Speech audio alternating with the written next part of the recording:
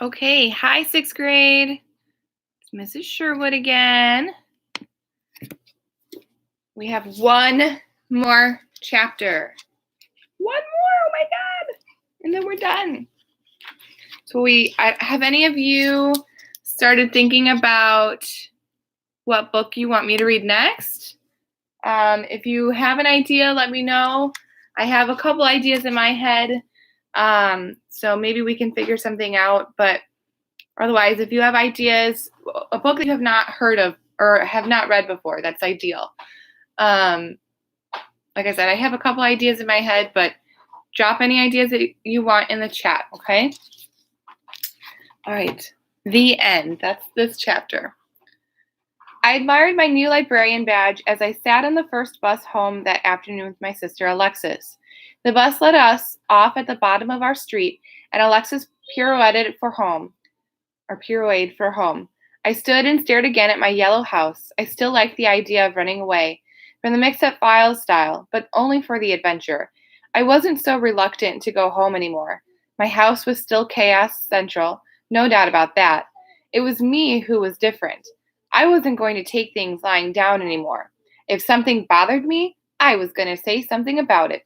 Nice, good job, Amy Ann. Come on, Amy Ann, Alexis called, and I hurried to catch up. Hi, Brian. Hi, Eric. Flotsam and Jetsam greeted us at the door, jumping all over us and almost knocking me down. They scrambled away just as quickly, chasing Angelina as she galloped by into the living room. No one was in the kitchen, but I could hear Dad singing his favorite opera song somewhere down the hall. Amy Ann, are you and Alexis home? My mom called. That surprised me. Mom wasn't usually home this early. Yeah, I yelled back. Come and help us, Mom said. We're in the guest bedroom. Great.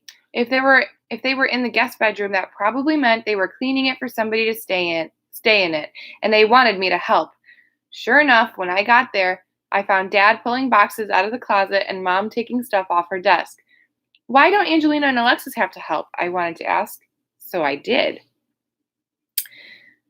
Because this isn't going to be their bedroom, Mom said. It's going to be yours. I was stunned.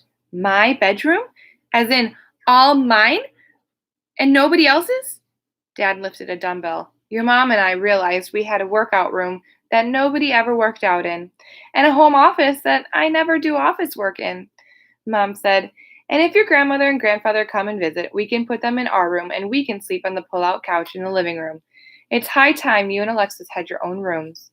And maybe now you won't feel like you have to stay late in the library after school just to avoid coming home, Dad said. I blushed. I'm sorry, I told them again.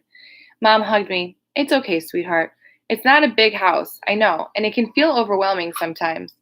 A lot of times, I thought, and I said so. Mom laughed.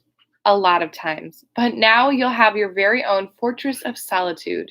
Here, I've already cleared off a bookcase for you. You can use one shelf for the books you own and another for the books you check out from the library. I ran to get my stacks of books from my old room, and put them on the shelf one by one. I was going to have to start alphabetizing them by author, maybe even separate them out by subject. But for now, I just stuffed them onto this bookshelf, my very own bookshelf. I filled the shelf beneath the books I owned with the 6 books I brought home that day from the library. You checked all of these out today? Dad asked. He picked up The Hunger Games. How appropriate. And flipped through it. Whoa, he said. This seems pretty violent. He closed it and read the back cover. It says here that the main character is 16. It was in the elementary school library, I told him. Yes, but Shelbourne Elementary goes up to 6th grade, he said. I think maybe I don't want you reading this one just yet. I gawked at my dad. You're banning that book? But we just got the school board to stop banning books. No, Dad said. You got the school board to stop banning everybody from reading books. As I seem to recall, we're still your parents and can tell you what you can and can't do. But Rebecca's parents let her read it, I said. Rebecca's parents can let her do whatever they want, Dad said. How did that cute little girl on the TV put it? He asked my mom. Nobody has the right to tell you what books you can and can't read, except your parents, Oof, Mom said, quoting what I'd said on the TV back to me. There wasn't much I could say. I was the one who'd said it, and I had to admit, this was exactly what I fought for. Dad kissed me on the top of my head and put the Hunger Games on the shelf. Just wait a couple of years. You'll like it better then anyway. I nodded. I wasn't happy about it, but I respected their decision. Every now and then you had to break the rules to do the right thing, but a lot of times following the rules was the right thing. That made me think of something. And I smiled. Mrs. Spencer had banned my favorite book because she thought it would encourage kids to lie, steal, and be disrespectful to adults. And I had done all of those things. But it wasn't any book that made me do all that. It was banning a book that made me lie, steal, and be disrespectful to adults. I thought that was pretty funny and thought about saying that to my parents. So I did.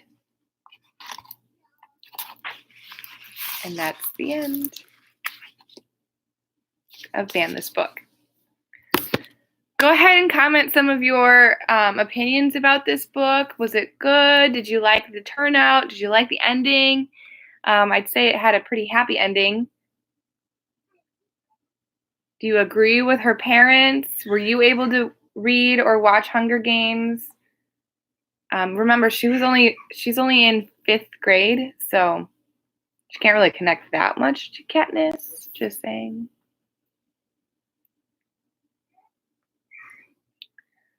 Otherwise, if you don't have any comments, then I will go ahead. Hi, Haley. How are you?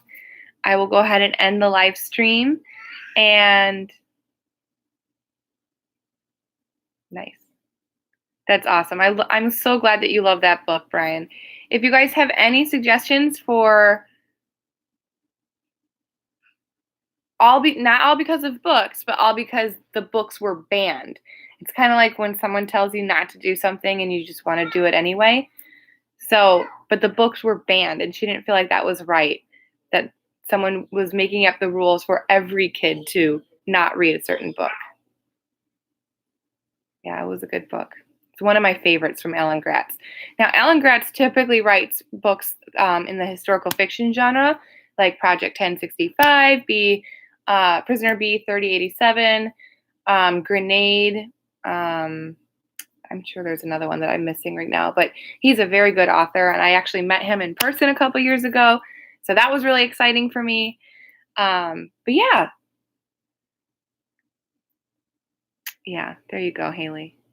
Awesome. I love the feedback you guys are giving. So think about the book that you want to read next, and hopefully we can make a decision either tomorrow or we can think about it over spring break. And then I will continue to do these live streams as long as you guys keep watching them and like them. Do you like when I read them out loud live, or should I just stop them?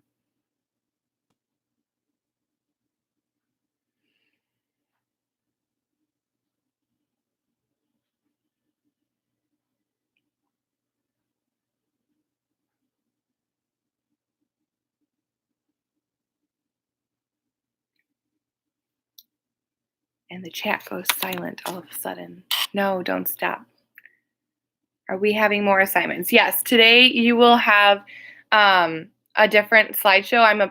Once I'm off here, I'm going to go ahead and record that slideshow. Are the narrations helping you understand what's going on in the slideshows?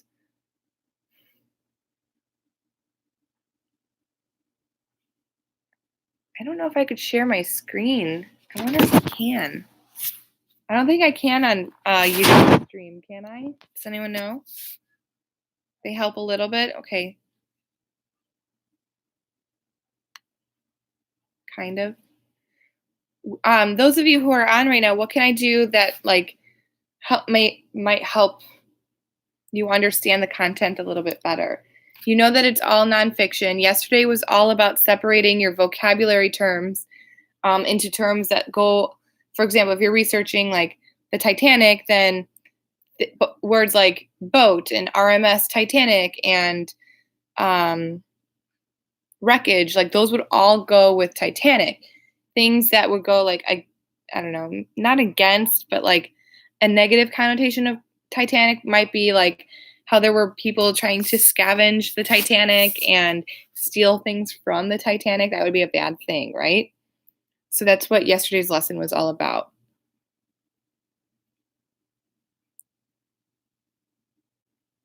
Thanks, Brian. I appreciate it. I don't think that I can share my screen. I know I can through Zoom, which I know some of you were having trouble doing.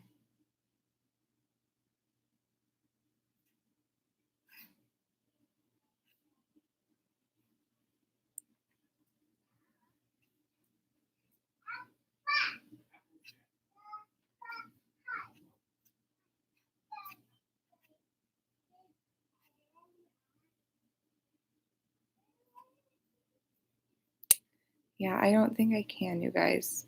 No, you can't. That's okay. Um, if anything, maybe tomorrow's live, I will try Zoom again for those of you who were able to access it. And then yesterday I was really confused with the assignment you sent because too much assignments got me going crazy. Okay, I totally understand that. So yesterday you were just building up the vocabulary, Haley, between like everything that goes along with your topic and then everything that maybe went to a different subtopic. And you just organize the vocabulary that might get somebody confused, whether that was you who was confused by the words or somebody else. You were just picking out words that would be like essential vocabulary. Does that make sense, Haley?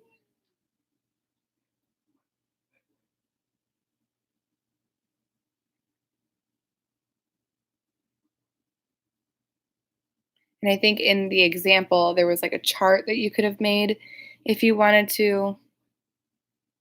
It didn't have to be like 20 words or anything. If you did 10 words, that would have been fine too, and then just organize them.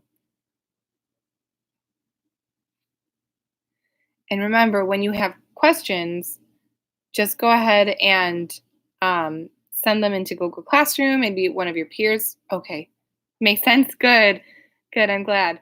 And if you have any questions like throughout the day, ask on the Google Classroom, kind of like how Brian's been commenting on my posts. Then everybody can answer your question too. So we can all work together here. Okay. All right, so I'm going to hop off and I'm going to do the stream for your lesson for today, and then I'll be available to help you throughout your class period. But I want to make sure I get that narration out, okay? I'm so glad that you like this book. It's one of my favorite books. It's awesome. And think about a new book. If you want to start Googling items, go ahead and do that. I miss you all, and you'll hear my voice pretty soon. Okay, bye.